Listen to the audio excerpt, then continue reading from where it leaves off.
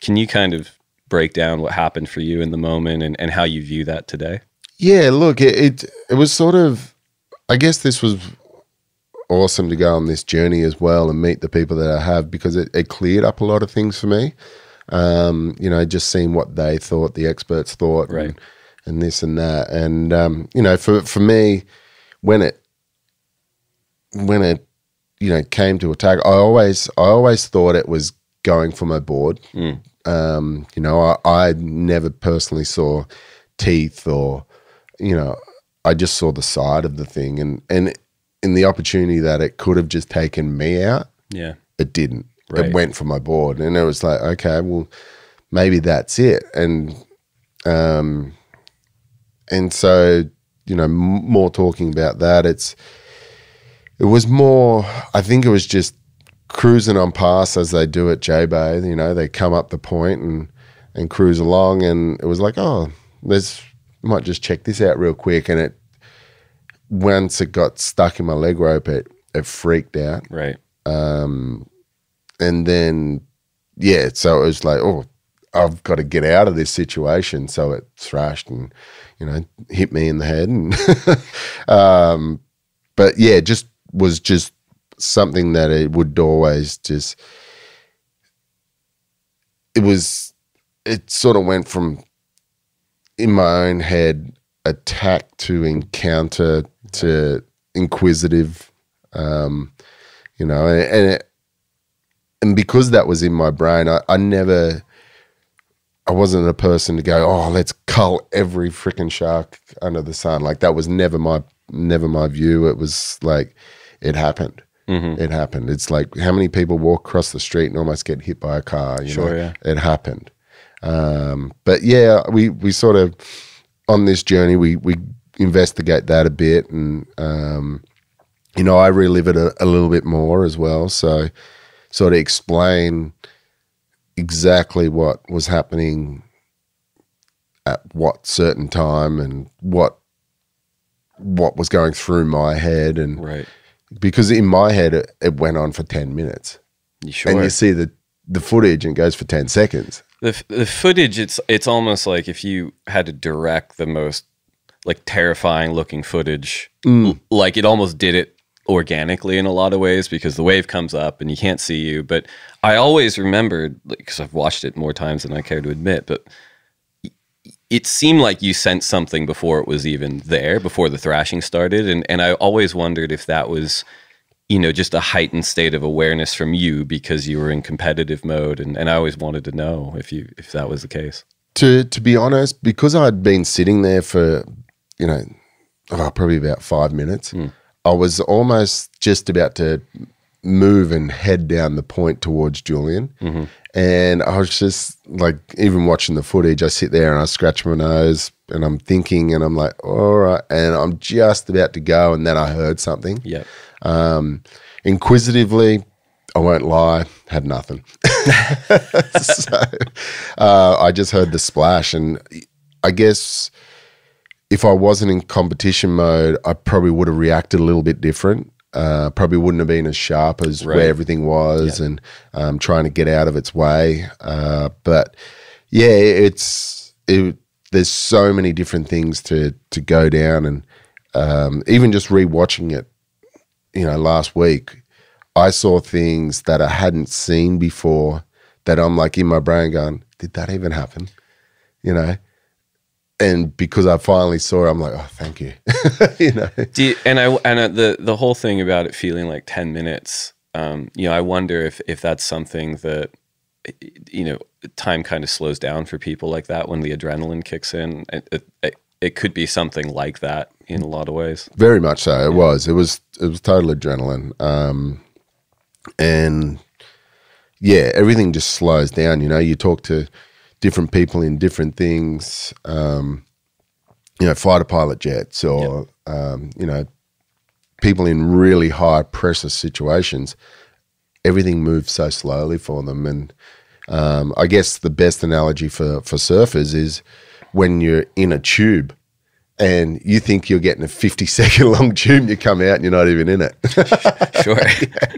Well, I'd heard something similar. I don't remember where I heard on the radio somewhere. It was a psychologist breaking it down, and they were talking about action sport athletes and how there is a correlation between how they process adrenaline and why they're so good at what they do. And he said, look, it is in your DNA in the sense of, you know, they're probably the descendants of people that hunted mastodons, you know, and that strain of humanity survived because they were able to process adrenaline differently and take the mastodon down and feed the family, et cetera. And he said there's not a lot different in terms of how some people are able to process adrenaline in a really effective way compared to others. Yeah, and it's funny, you meet these people like action sport heroes, and they're not comfortable until they're doing something really stupidly crazy. Yeah. You know, someone like a Travis Pastrana or a Robbie Madison or something. Yeah. If they're not doing something stupid, they're not in the room with you. They're like, what can I do to? That's right, yeah. Yeah. Well, and it's interesting you say that too, because there was an element of that conversation that associated with substance abuse too, because they said, look, it's the same center of the brain that needs that hit for a lot of people, you know, and a lot of times it's people trying to create an equilibrium between the highs and lows of what they do. Yeah, well, how many retired sports people have you seen just fall off the wayside due to substance abuse or something like that?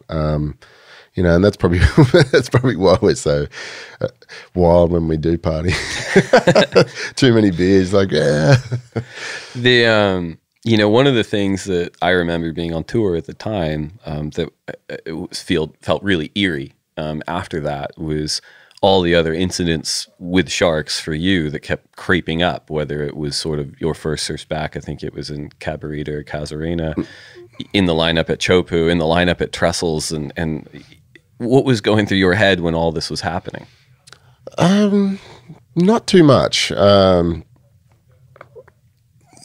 You know, I was still processing these type of things, but I think it's like when you buy a red car, you always keep seeing red cars. Right. You know, if that hadn't happened, maybe it was like, well, maybe that wasn't such a big deal. Like, I'd seen sharks out Chirpu all the time. Right. All the time. You know, you swim with them. Yeah. You go into one of the other reef passes or in the lagoons and you totally swim with them. Right. You know, and that's how I processed it. There was a couple of little incidents. So I was sort of like, oh, you know, just making sure that other people knew what was going on. But since the incident, my heightened sense of awareness of seeing things in the water was tenfold. Right. I would see everything that moved and it would be like, oh, what's that? What's that? And, you know, you just, okay, that's that.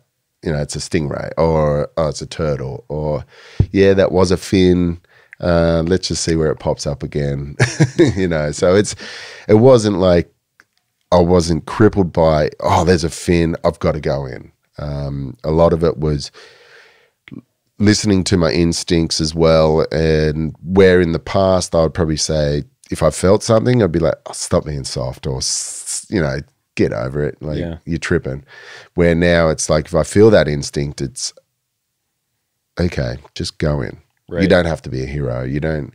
And I actually had that instance at, in J-Bay a couple of years later, where I was just free surfing after the event and the waves were firing and something just didn't feel right.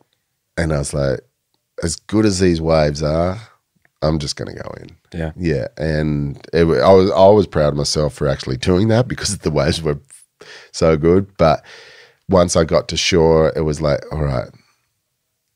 You felt like you made I'm the right learning. decision. Yeah. I'm learning for once. Does that, I mean, it's been a couple of years, not a whole lot of time, but like, do you still have that heightened sense of awareness today when you paddle out? Definitely. Yeah. I'll see so much. The decision to come back the very next year, I remember, was really intentional in that you made a few comments about wanting to face it and go early, and I just remember being totally floored by the psychological strength to be able to do that. And then you won the event. You know, it was sort of stuff a legend in a lot of ways. Yeah. Look, that was a a trippy build up to that event.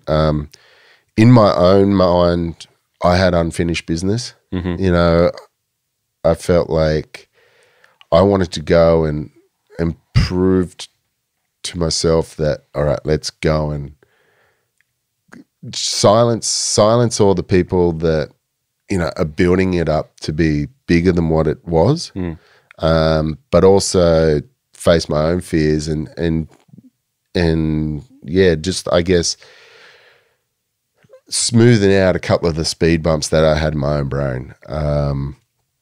And it was, yeah, the build up to it was crazy. Like, you know, all year people are like, oh, you're going back to J-Bay, and they're building it up, building up. And I was like, I'm just going to go. I'm going to go early. I'm going to go and get all that thing sorted before everyone shows up. Yeah. So I'm comfortable. And so went with a couple of mates, and then you hurt your foot. I did. I blew my ankle out second day in.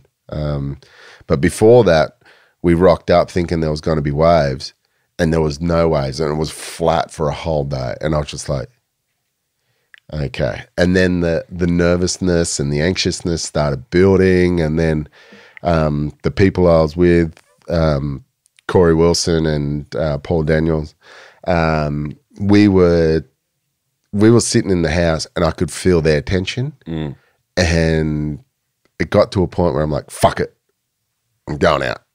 Right. And so I just, you know, put on my wetsuit and just ran out and sat there in exactly the same spot for probably about what seemed like half an hour, was only like 3 or 4 minutes. But I sat there, and it all started coming flooding back, and the nervousness, and I'm like, oh, okay. And then a little wave popped up, and I rode a wave, and as soon as I kicked out of that wave, it was all done. Yeah. In my mind, it was done. All right, I'm settled. And actually caught a couple more waves, and then came in, and the boys were on the beach, and they're like, are you okay? I'm like, yeah, I'm just going to get a fun board. Yeah, sure. So I went and grabbed the twin fin and paddled back out and surfed for another 2 hours. Yeah. But it was a bit of a process, and then, you know, that was all before the media showed up, and then yeah, second day I was there, blew my ankle out, and I'm just like, oh no. And I, you know, judging from the scans and stuff, a lot of people don't know this, but I actually blew it out to a point where they were like, you're going to have to go home and get surgery. And I'm just like, fuck.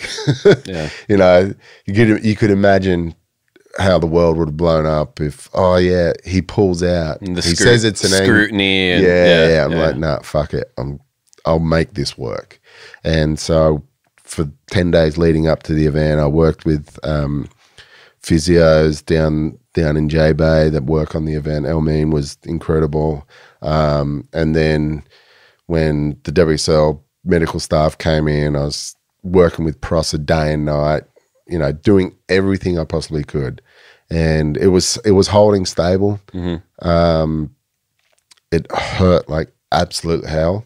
But every night just get it strapped, and just, I don't know, it was one of those events where things would just happen.